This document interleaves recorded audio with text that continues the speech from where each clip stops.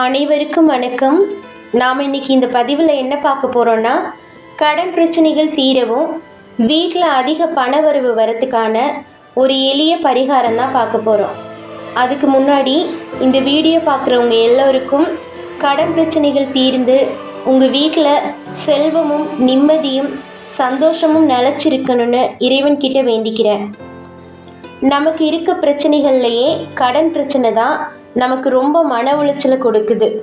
சில பேர் இந்த கடன் பிரச்சனைகளால் தற்கொலை பண்ணிக்கிற முடிவுக்கு கூட போயிடுறாங்க.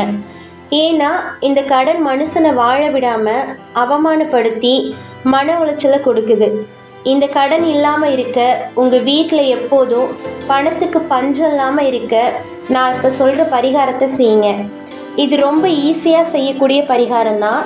வீட்டில் இருக்க பொருட்களே போதும். இந்த பரிகாரத்தை எந்த நேரத்தில் எப்படி செய்யணுங்கிறத பார்க்கலாம் வாங்க. இன்று மார்கழி அமாவாசை. அமாவாசை என்பது இந்துக்களின் வழிபாட்டு முறைகள்லேயே மிகவும் முக்கியமான விரத நாள். எந்த நாளை நாம் தவறவிட்டாலும் அமாவாசை நாளை கண்டிப்பாக தவற விடாமல் இறை வழிபாட்டையும் முன்னோர்கள் வழிபாட்டையும் செய்யணும். ஒவ்வொரு மாதமும் வர அமாவாசைக்கு ஒரு தனி சிறப்பு இருக்கிற மாதிரியே மார்கழி மாதம் வர இந்த அமாவாசைக்கும் ஒரு தனி சிறப்பு இருக்கு. மார்கழி அமாவாசை என்பது அனுமான் அவதரித்த நாள். அனுமான் வெற்றிக்கு உரிய தெய்வம். அவர் அவதரித்த இந்த நாள் மிகவும் முக்கியமான நாள். பொதுவாகவே வியாழக்கிழமைகளில் வரும் அமாவாசை குபேர அமாவாசைன்னு சொல்லுவாங்க. நாம் இந்த அமாவாசை நாளில் இந்த பரிகாரத்தை செஞ்சோன்னா நமக்கு குபேர யோகம் கிடைக்கும்.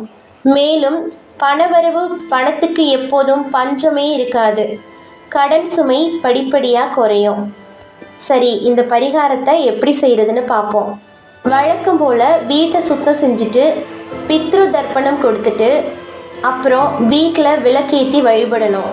அதுக்கப்புறம் மாலை நேரத்தில், அதாவது குபேர நேரம்னு சொல்கிற 6:30 முதல் 8 மணிக்குள்ள வீட்டில் விளக்கேற்றி வச்சு பூஜை அறையில் ஒரு தாம்பலத்தில் 3 1 ரூபாய் நாணயங்களை வச்சு உங்களோட நிதி தொடர்பான எந்த பிரச்சனையாக இருந்தாலும் அதை சொல்லி மனதார வேண்டிக்கணும். அதுக்கப்புறம் அந்த 3 1 ரூபாய் நாணயங்களையும் கையில் எடுத்துக்கோங்க. முதல் 1 ரூபாயை கடுகு வச்சிருக்க டப்பாவில் போட்டு வைங்க. வழக்கமாக கடுகு போட்டிருக்க அஞ்சரை பெட்டியில் வைக்காமல் தனியாக ஒரு டப்பாவில் கடுகு போட்டு அதுக்குள்ளே அந்த 1 ரூபாயை போடுங்க.